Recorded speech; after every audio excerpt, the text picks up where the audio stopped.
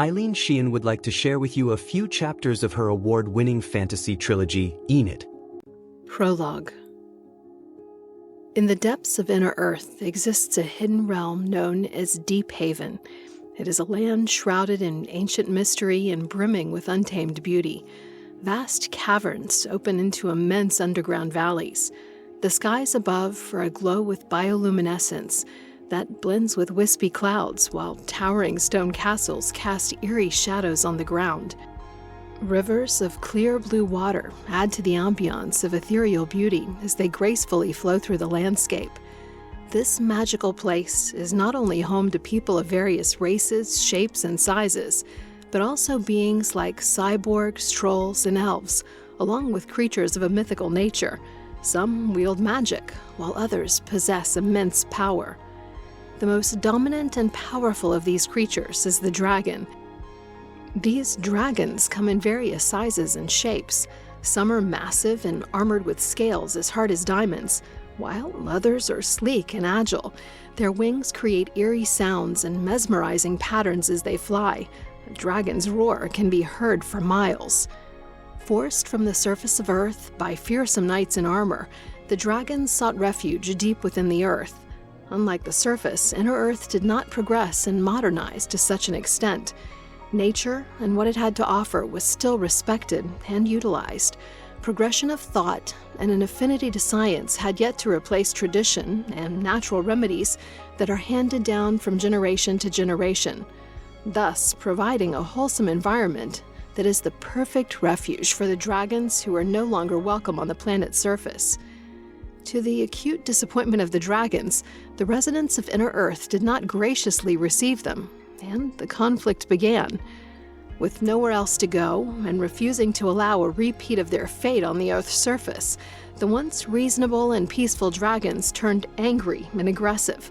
They became the hunter, and the other residents of Inner Earth their prey, in particular, the people.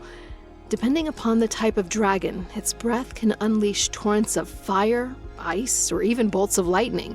Any of these make it a formidable adversary. Yet, despite their fearsomeness, there are those in Deep Haven who bravely stand up to the winged monsters. Their desire to protect their own is so intense that they're willing to battle to the death if need be. Enid is one of those brave people. A young woman of strength and courage, she stands close to 6 feet in height.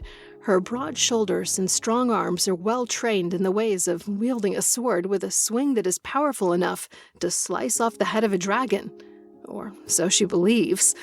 Although she possesses the strength, training, and courage for battling creatures such as the dragon, Enid has been shielded from the dangers of the people's adversaries.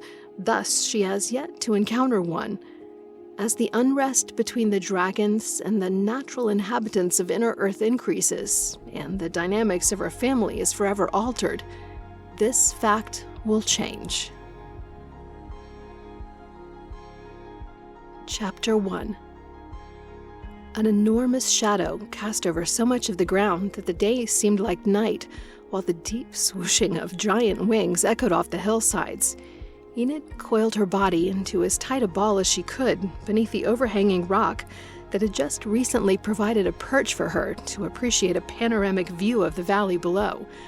Her surroundings vibrated with every angry roar as the dragon swooped down onto the crowd of frantic people. Their screams blended with the swooshing of giant wings and the frightening roars of anger for what seemed like an eternity. Enid's heart erratically beat against her ribcage, as if seeking a way to be free, as she watched the chaos unfold below. The imbalance within her body made it difficult to breathe. She struggled to supply her lungs with necessary air through forceful gasps. The once serene village of Janek, nestled in the heart of the valley, was now a scene of utter devastation. Janek, her home, was under siege by 6 monstrous dragons. Their broad leathery wings beat the air with such force as to create gusts that sent plumes of smoke and ash swirling. Their roars echoed off the valley walls like a symphony of destruction and death. From her hiding spot, she could see the solid stone cottages that were dispersed in a way that allowed for easy passage amongst them from one side of the village to the other. Their thatched roofs were ablaze from the dragon's fiery breath. Their once beautifully designed wooden interiors were now nothing more than ugly infernos. Villagers screamed and scattered, but there was no escape from the merciless attack.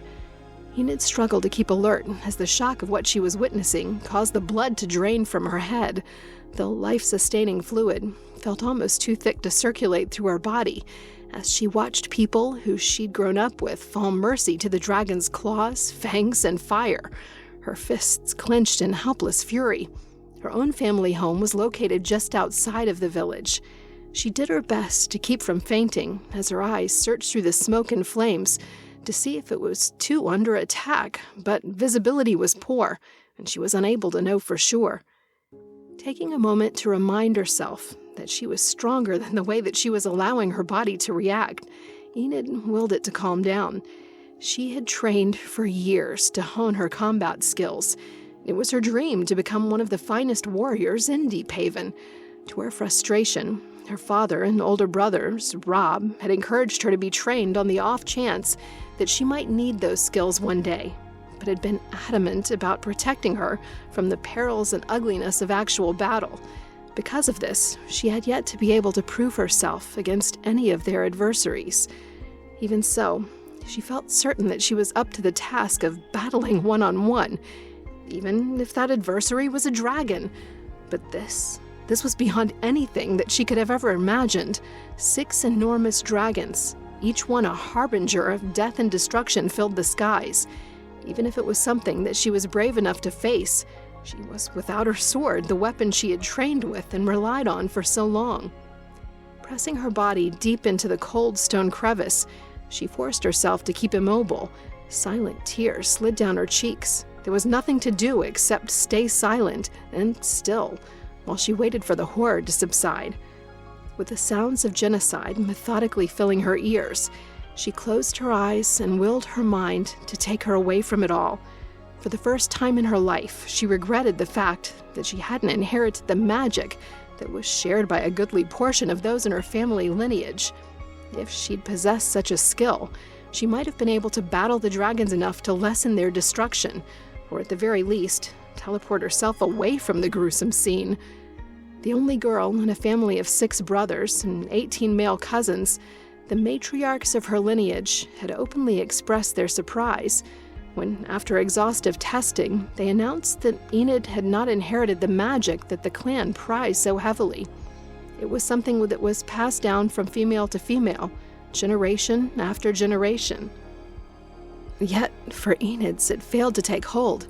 It wasn't until she had reached the age of 10 and 5 that her youngest brother Cole, at the age of 8, showed signs of possessing what should have been hers. There was a mystery for all. Enid had been enjoying the evening air one night when she stumbled upon her mother and father in what looked like a serious conversation. Her inherently overcurious nature immediately took hold. Hiding in the shadows, she intently listened. "It is unheard of for a male of the Frisk line to possess the family magic," her father lamented. "What could this mean?" "Do you recall when I encountered that evil elf, Myken, in the moors while I carried Enid in my belly?" her mother had asked. "I believe we were cursed by him. I believe he stripped Enid of her magic that night." "Why would he do that?" her father asked in earnest. "We had never had fault with the elves." "Ah," her mother thoughtfully continued, "I see that you've forgotten about the problems between your brother Mort and Myken during their younger years." "That was so long ago," their father sighed.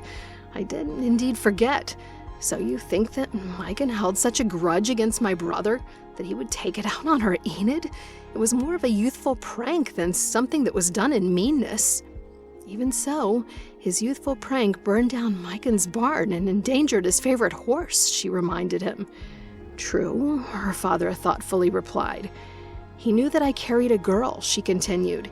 "He boldly placed both hands on my belly and said something in their language under the guise of blessing my pregnancy. It was an unnatural greeting, and one of the first things that I reported to you after rushing home. Enid is the only female of her generation. I believe that he punished our family by taking her magic from her." "And putting it into Cole?" her father incredulously said. "It is a good revenge for a wicked soul, is it not?" her mother replied. Although the sages feel that it was simply a matter of chance that it landed on Cole, as the magic must enter one of each generation, and Cole is the last. Males who wield our magic rarely live to tell the tale, her father expressed with serious concern. Is there a way of taking it from him and giving it to its rightful carrier? I have been looking into it with our most gifted magicians, she replied. It seems that if it was an elfin spell, it can only be undone by an elf. We will have to find one who is amiable enough to help us. With times being like they are, that could prove difficult, he regretfully pointed out. Our relationship with the local elves hasn't been all that amiable for some time. Difficult, but not impossible, her mother offered. In the meantime, I will work up a spell to stunt the magic in Cole, so that it doesn't progress to the point of no return. Chapter 2. Night had arrived by the time Enid opened her eyes. Somehow, even with the heaviness of stress, worry, and anxiety, she had managed to fall asleep. After taking a moment to get her bearings and realize just where she was, she remembered the reason for the stiffness of her body as she slowly uncurled it. She gave thanks to the fact that she'd managed to sleep through the lengthy ordeal of waiting for the dragons to be satisfied with the chaos that they'd caused, and leave picking up the pieces of the mayhem to those who were fortunate enough to survive. Anyone survive? She longed to know. Was also fearful of finding out. If there were survivors, what condition would they be in? Having led a sheltered life, Enid had never been nearer than 50 yards to a dead body. In those instances, the bodies were washed and dressed in their finest clothes as part of an elaborate funeral that was being held in their honor. What she would encounter in the village if she decided to search for survivors? Would there be bodies that were charred and left in horrific states? She wouldn't have the distance to buffer the effect of what she saw. She'd be right next to them, standing over them even, with the stench of charred wood blended with that of burning flesh making its way so far up the hillside to assault her nostrils. She could only imagine what it would be like once she walked amongst the rubble. Sitting on the ledge that she'd spent such a good deal of time hiding beneath, she debated over what to do. She'd never considered herself a coward, but at that moment the question did arise. Was she courageous enough to face the devastation that befell the people of Janik, or Janik itself? It had been such a beautiful village. Even from where she stood, she could see that the beauty was gone, probably forever. Lifting her eyes from the scene below, she took in the breathtaking spectacle of the night sky. The heavens were alive with a gentle, ethereal glow. It was a vast expanse of inky darkness that was punctuated by countless tiny points of light. They weren't stars, but rather patches of bioluminescent organisms that shimmered and pulsed with a soft bluish-green radiance that cast a surreal, otherworldly light across the sky. Wispy clouds drifted lazily through this dazzling canvas.